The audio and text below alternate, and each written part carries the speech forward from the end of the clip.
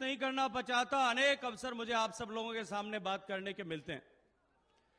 लेकिन 9 साल के इस कालखंड में जिस तरह से माननीय नरेंद्र मोदी जी की सरकार ने एक तरफ गरीबों के जीवन में परिवर्तन लाने के लक्ष्य को लेकर के जो योजनाएं प्रारंभ की, जिनका प्रभाव आज दिखाई देता है, और दूसरी तरफ राष्ट्र प्रथम की नीति के साथ में काम करते हुए जिस तरह से भारत का सम्मान पूरे विश्व भर में स्थापित किया है। अभी हाल ही में अमेरिका के दौरे में हम भारत के 130 करोड़ लोगों ने नहीं, अपितु दुनिया भर के लोगों ने साक्षी भाव से, चमत्कृत दृष्टि से उसे देखा है। मित्रों, जहां एक तरफ गरीब के जीवन में परिवर्तन लाने के साथ साथ में उसके जीवन में सहूलियत लाने के जो विषय वर्षों से लंबित थे, आजादी के इतने साल बीत जाने के बाद में भी देश का गरीब जिस विकास की बाट जोते जोते उसकी आंखें जो पथरा गई थी, आज उस गरीब को यह पहली बार एहसास होने लगा है कि देश में जो सरकार है वो गरीबों की हितैषी सरकार है, गरीबों का कल्याण करने वाली सरकार है, गरीबों के लिए सोचने वाली सरकार है और गरीबों के लिए काम करने वाली सरकार है।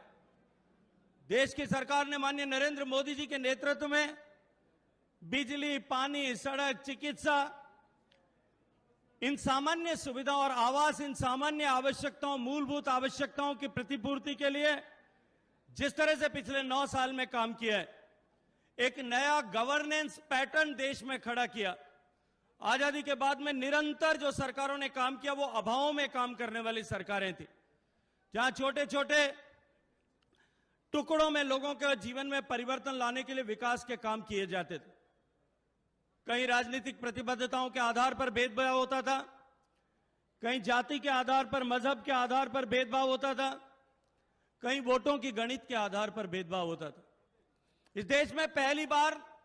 जब नरेंद्र मोदी जी के नेतृत्व में सरकार बनी और सरकार बनने के साथ ही उन्होंने अपना मंतव्य देश और दुनिया के सामने स्पष्ट करते हुए कहा कि देश की जनता ने हमें देश चलाने के लिए नहीं, देश बदलने के लिए सेवा करने का अवसर प्रदान किया है। और उन्होंने कहा कि मेरी सरकार संपूर्णता के लक्ष्य के साथ में काम करेगी,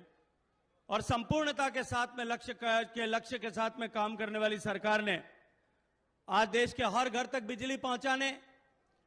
देश के हर गरीब के घर में शौचालय बनाने, देश के हर गरीब मां को गैस का चूल्हा देने, देश के हर गरीब के घर में बिजली पहुंचाने, देश के हर गरीब को, आवासहीन व्यक्ति को आवास देने के संकल्प के साथ में एक तरफ काम किया, वहीं चिकित्सा और शिक्षा के क्षेत्र में आमूलचूल परिवर्तन करते हुए लोगों के जीवन में सहूलियत लाने का, संतुष्टि लाने का काम किया है। और दूसरी तरफ देश की सीमाओं को सशक्त करते हुए, देश में आंतरिक सुरक्षा का शासन कायम करते हुए, सामने आने वाली हर चुनौती का सामना साहस के साथ करते हुए, चाहे वो सीमा पार से आ रही है या कहीं प्राकृतिक आपदा के रूप में, कोरोना के रूप में आई है, हर चुनौती का सामना करते हुए देश का यश और सम्मान पूरे विश्व भर में बढ़ाने का काम किया है। ये जो 9 साल तक काम करने का अवसर देश की जनता ने, आप सब लोगों ने, आप सब कार्यकर्ताओं ने दिया, उस अवसर के लिए आप सब लोगों का अभिनंदन करने के लिए, देश की जनता को प्रणाम निवेदन करने के लिए, उनके श्री चरणों में अभिवादन करने के लिए कि हमें देश को बदलने का जो सौभाग्यपूर्ण अवसर आपने दिया, जनसंघ के जमाने से लेकर के भारतीय जनता पार्टी की स्थापना और उसके बाद में निरंतर जिन विचारों के साथ में, जिन संकल्पों को लेकर के, चाहे वो राम मंदिर के निर्माण का होगा, 370 को हटाने का होगा, इन सब संकल्पों को लेकर के जो यात्रा हमने निरंतर इतने वर्षों तक की थी, उस यात्रा को ऊंचाई तक पहुंचाते हुए राम मंदिर के निर्माण से 370 को हटाने तक का जो आशीर्वाद इस देश की सेवा का आप सब लोगों ने दिया, उस आशीर्वाद के लिए देश भर के मतदाताओं का, कार्यकर्ताओं का अभिनंदन करने के लिए जो कार्यक्रम आयोजित किए गए हैं, मैं आदरणीय राजनाथ सिंह जी का बहुत सारा स्वागत करते हुए अभिनंदन करना चाहता हूं कि उन्होंने मौसम की विपरीतता के होते हुए भी जब बताया गया कि बालेसर में बरसात हो रही है, हेलीकॉप्टर नहीं उतर पाएगा, तुरंत बिना किसी एक क्षण भी गंवाए ये निर्णय किया कि मैं सड़क मार्ग से जाकर के भी एक बार जोधपुर वालों से मिलना चाहता हूं। इनके साथ जो है शूरों वीरों की धरती इस शेरगढ़ में आकर के लोगों का अभिवादन और अभिनंदन करना चाहता हूं। मैं जानना चाहता हूं कि आज माननीय नरेंद्र मोदी जी की सरकार ने किस तरह का परिवर्तन किया है। मैं आप सबका